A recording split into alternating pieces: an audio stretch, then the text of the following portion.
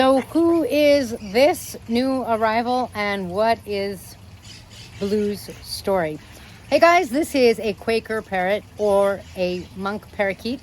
I'm Kaylin, the author of The Parrot Bliss Bond and Get to Know African Grey and Cape Parrots, both available on Amazon. I have over 20 species of parrots. I love parrots. Parrots are my bliss, and I love helping you increase your bliss with parrots so that you can have a more blissful bond, minimizing the need for rescues. Let's get started.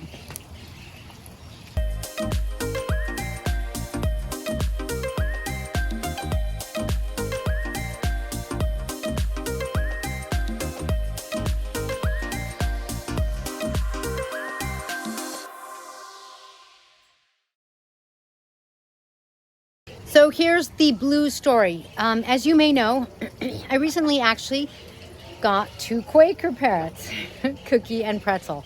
I am loving Cookie and Pretzel. Then in my neighborhood, there is someone who who had Blue. She got Blue about 9 years ago, and I think they were BFFs. However,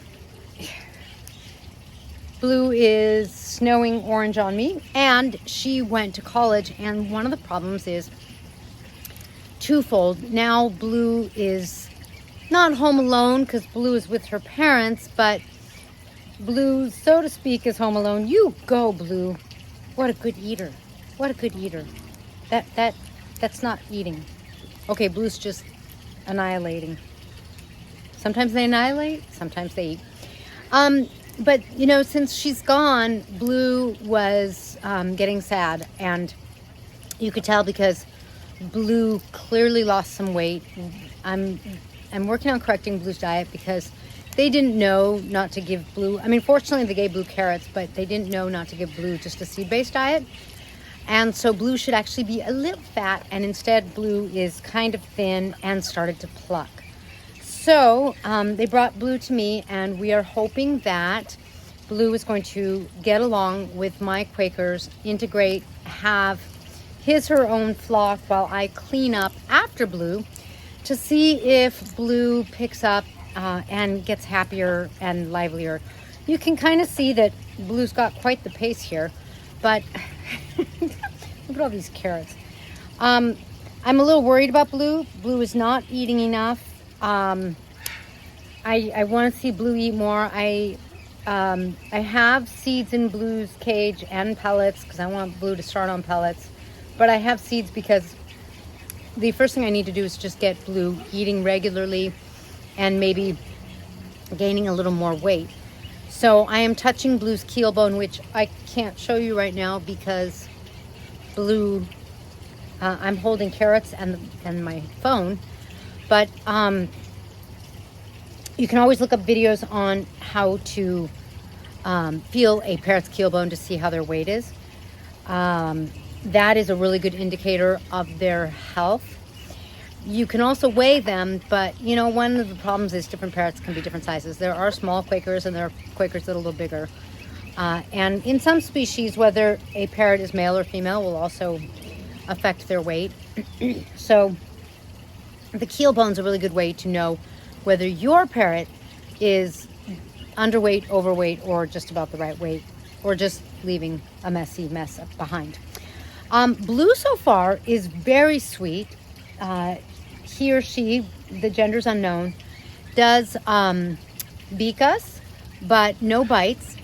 Here's a little clip of Blue almost singing. So cute, so sweet. And I'm wondering if this is a mating sound for Quakers, but here you go.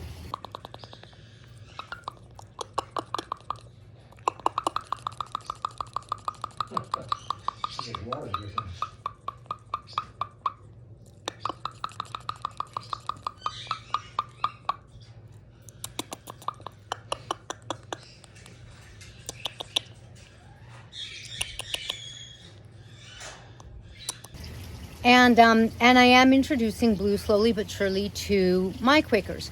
One thing I want to be careful about is my Quakers are young, and sometimes older Quakers don't get along with younger Quakers. And that doesn't seem to be a problem, but the fact that my Quakers are together is sort of the problem. Parrots form their flocks and then they aren't always welcoming of newcomers, kind of thing. So it'll just take some time of them hanging out like they were hanging out today. Okay, we're working on friendship here. Be nice, Blue.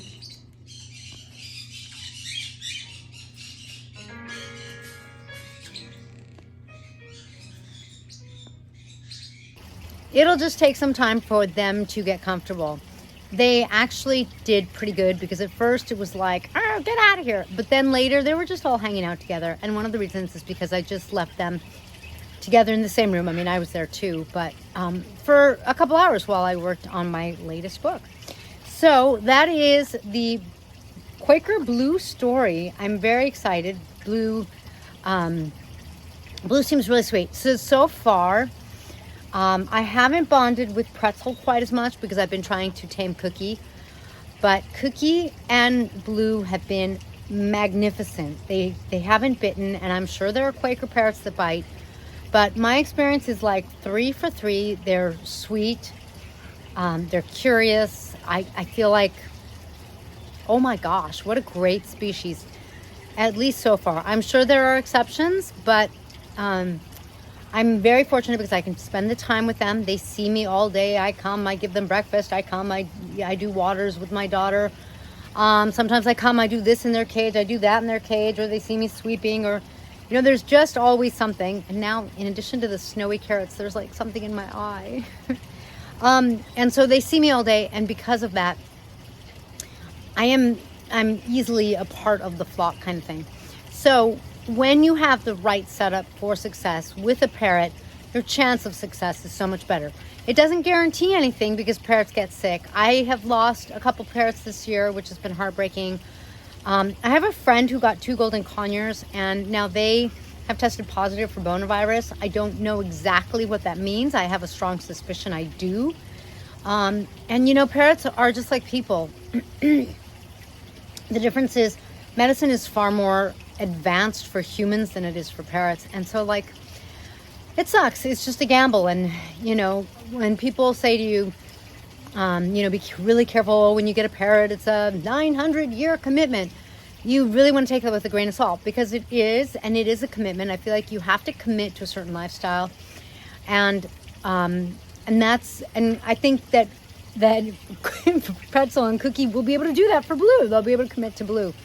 But there's no guarantees, you know, there's just no guarantees that you will be here tomorrow or that your parrot will. And that part's really hard. So my heart really is going out to my friend, and I'm thinking about my friend, and their Goldens, because it's, and Goldens are so awesome. I'm putting pictures of my Golden in my book, and like in all of my pictures, she's like with me and on me, and I want pictures of like the birds, not me and the birds, and I don't mind 1 or 2 pictures of me and the birds, but like I want this book to have pictures of birds. And the thing is, Goldens are just so affectionate. My Golden's just always on me. So here's to really understanding the lifestyle and the commitment that your parrot will take, so that you don't have to, you know, have a tough time. You know, it's so nice. Blue's family was just so loving. It's so clear to me that Blue was very loved. And you know, it's just life. Things happen in life. But I do hate to see that Blue's plucking, and so I'm really looking forward to hopefully correcting that and hopefully getting Blue back to eating normally, because you know how parrots are. They have to eat on a regular basis, otherwise they don't last very long. So I am a little worried about Blue.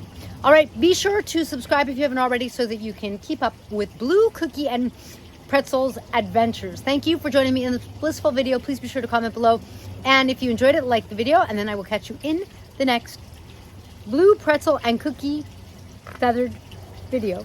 Bye, guys. Look, all 3 of you are Quakers. Yeah. Be nice.